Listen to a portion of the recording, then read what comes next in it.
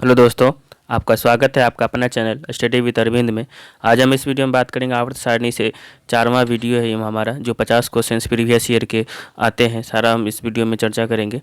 और इस वीडियो में जितने भी क्वेश्चंस हैं सभी महत्वपूर्ण हैं आने वाले एग्जाम के लिए। रेलवे, आरआरबी, एनटीपीसी और ग्रुप डी में पूछे गए सारे क्वेश्चंस हैं। तो अगर आप इस चैनल पर नए हैं तो चैनल को सब्सक्राइब कीजिए, लाइक कीजिए, शेयर कीजिए और लास्ट में आप कमेंट कीजिए और इस वीडियो को शुरू से अंत तक देखिए। चलिए स्टार्ट करते हैं आज का सेशन। इसमें से यूथ पब्लिकेशंस का जो साइंस है बहुत ही महत्वपूर्ण है। चलिए स्टार्ट करते हैं। आज का पहला क्वेश्चन है हमारा, डी ब्लॉक के तत्व किस में पाए जाते हैं? तो ये दूसरे से यानी 13 के बीच में पाए जाते हैं, 3 और 12 के बीच में। तो याद रखिए डी ब्लॉक के तत्व किस में पाए जाते हैं? दूसरे से 13 के बीच में।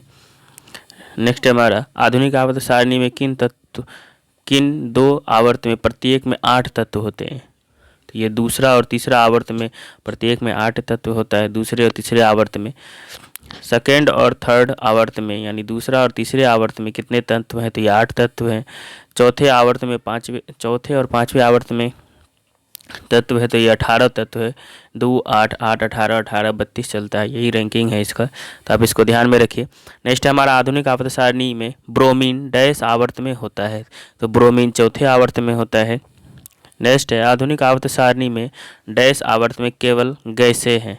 तो प्रथम आवर्त में जो प्रथम पीरियड में जो दो गो गैस है, हाइड्रोजन और हीलियम, तो ये पहला आवर्त में गैस ही है।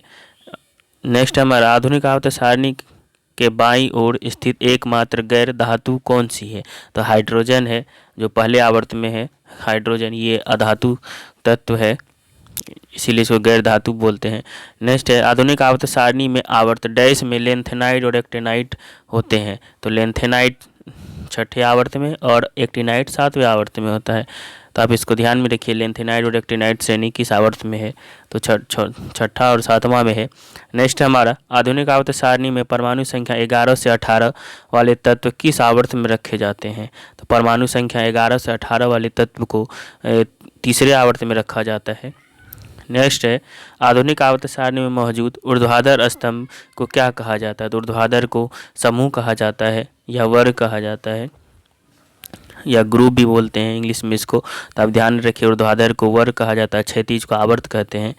नेक्स्ट है, आधुनिक आवर्त सारणी के समूह डैश में केवल 7 तत्व हैं?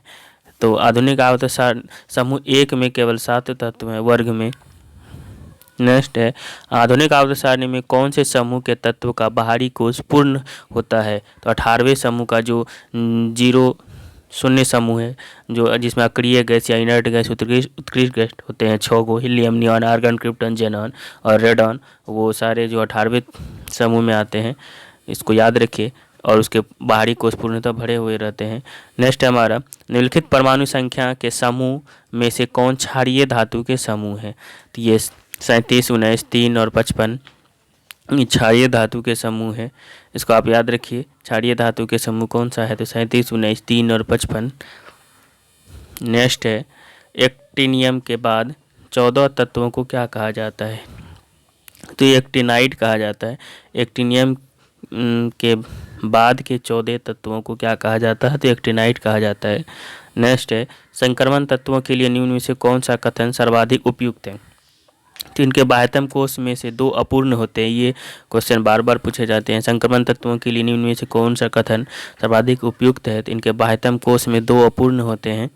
नेक्स्ट है, इनमें से कौन सी नोबेल गैस नहीं है? तो हाइड्रोजन नहीं है। इनमें से कौन सी नोबेल गैस नहीं है? तो हाइड्रोजन ही।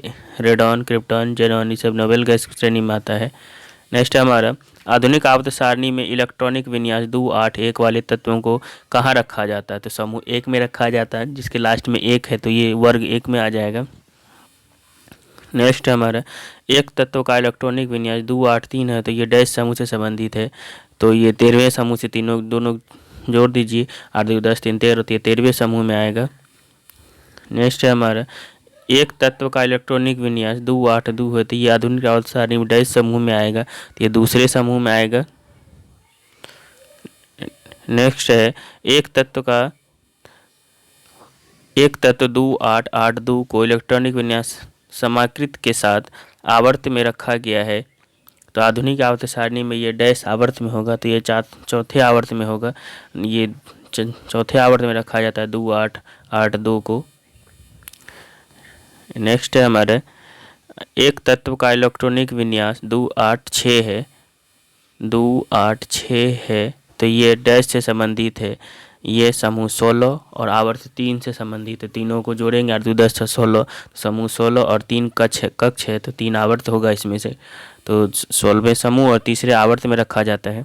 नेक्स्ट है किसी भी समान समूह में मौजूद तत्वों के डैश का एक समान होती है, तो संयोजी इलेक्ट्रॉनों की संख्या समान होती है समान समूह में। नेक्स्ट है हमारा दुर्लभ मृदा तत्वों की विशेषता क्या है, तो उनके 3 बाहरीतम कोर सेल अपूर्ण होते हैं। दुर्लभ मृदा तत्वों की विशेषता क्या है, तो उनके 3 बाहरीतम सेल अपूर्ण होते हैं। नेक्स्ट है धातुओं के संबंध में निम्नलिखित में से कौन सा सही है, तो धातु में उनकी बाहरी कक्षा में 1 से 4 संयोजी इलेक्ट्रॉन होते हैं। धातुओं में यही सही है, धातुओं की उनकी बाहरी कक्षा में जो होता है 1 से 4 तक संयोजी इलेक्ट्रॉन होते हैं। नेक्स्ट इलेक्ट्रॉनिक विन्यास 2 8 8 वाले एक तत्व आधुनिक आवर्त सारणी में समूह में रखा जाता है, तो 18वें समूह में रखा जाता है। 8 2 10 और 18 होता है।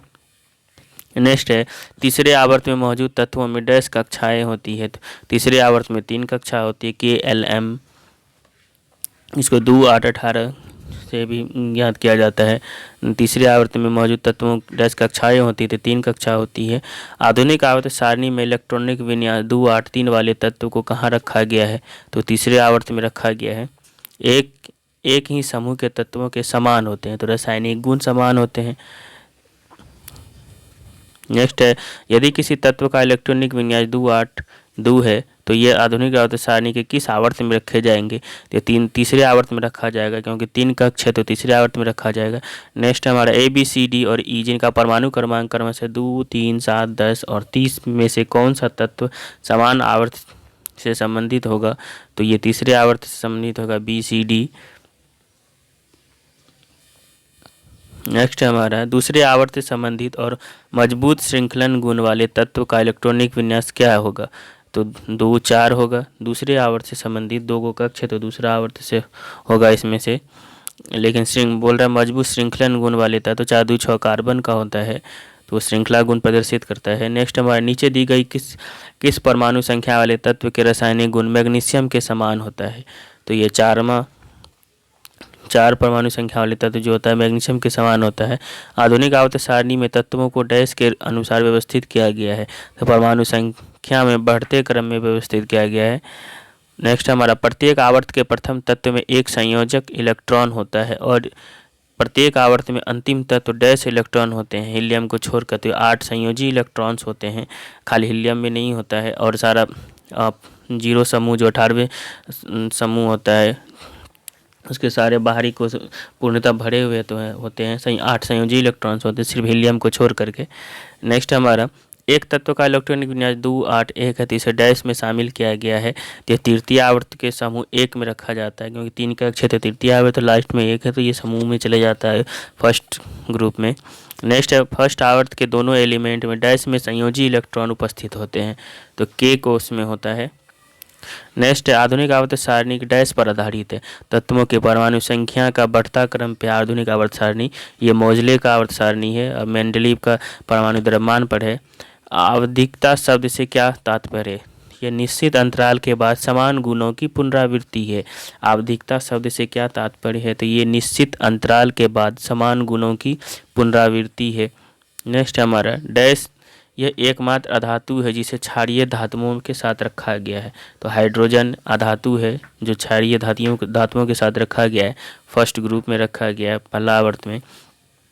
नेक्स्ट है आधुनिक पीरियड टेबल में सिलिकॉन और डैश के बीच रखा गया है, तो एल्युमिनियम और फास्फोरस के बीच रखा गया है। नेक्स्ट आधुनिक आवर्त सारणी में समान वर्ग के तत्वों में डैश समान होता है, तो संयोजी इलेक्ट्रॉन समान होता है। नेक्स्ट है उन 3 तत्वों को नामित करें जिनके सबसे बाहरी सेल में केवल 1 इलेक्ट्रॉन्स होते हैं, तो लिथियम सोडियम पोटेशियम। इसमें बाहरी सेल में सिर्फ 1 इलेक्ट्रॉन्स होते हैं लिथियम सोडियम पोटेशियम में। नेक्स्ट है चौथे आवर्त और दूसरे समूह में मौजूद तत्व हैं कैल्शियम है चौथे आवर्त और दूसरे, तो 20 होता है इसका परमाणु संख्या। नेक्स्ट है विद्युत ऋणात्मकता किसी परमाणु की डैश क्षमता की माप है। विद्युत ऋणात्मकता इलेक्ट्रॉन को आकर्षित करने की माप है। नेक्स्ट है तत्वों का लक्षण। आवर्त में बाएं से दाएं समूह ऊपर से नीचे सही विकल्प का चयन कीजिए। तो जब बाएं से दाएं जाते हैं तो विद्युत धनात्मकता या धात्विक लक्षण घटता है और ह्रास होता है। अगर ऊपर से नीचे जाएंगे तो विद्युत धनात्मकता बढ़ता और वृद्धि होती है। नेक्स्ट है तत्वों को डैश समूह में, डैश तत्वों में सबसे बड़ा परमाणु है। तो लिथियम का सबसे बड़ा परमाणु होता है। जब बाएं से दाएं जाते हैं तो आवर्त में परमाणु आकार, आयतन और त्रिज्या घटता है और ऊपर से नीचे आने पर बढ़ता है। निम्नलिखित में से किस तत्वों की विद्युत ऋणात्मकता सर्वाधिक होती है? तो ऋणात्मकता फ्लोरीन की सर्वाधिक होती है। नेक्स्ट है एक आवर्त में बाएं से दाएं चलते समय तत्वों की रासायनिक क्रिया पहले घट जाती है और फिर बढ़ जाती है। तो आवर्तिक तालिका के समूह के नीचे जाने पर गैर धात्विक की रासायनिक प्रतिक्रिया बढ़ जाती है। तो कथन ए सही है। जो एक आवर्त में बाएं से दाएं चलते इसमें तत्वों की रासायनिक प्रतिक्रिया पहले घटती है और फिर बढ़ जाती है। दूसरा गलत है इसमें से। नेक्स्ट है नाइट्रोजन की आयनीकरण क्षमता डैश होती है। तो ऑक्सीजन से अधिक होती है नाइट्रोजन की आयनीकरण क्षमता। नेक्स्ट हमारा पोटेशियम की परमाणु त्रिज्या सोडियम से डैश होती है। तो सोडियम से ज़्यादा होती है पोटेशियम की परमाणु संख्या, परमाणु त्रिज्या बोल रहे हैं। नेक्स्ट है एक समूह के तत्व में एक समान रासायनिक गुण होते हैं क्योंकि उनकी समान इलेक्ट्रॉनिक समाकृति होती है। एक समूह के तत्व में एक समान रासायनिक गुण होते हैं क्योंकि उनकी समान इलेक्ट्रॉनिक समाकृति होती है। नेक्स्ट है हमारा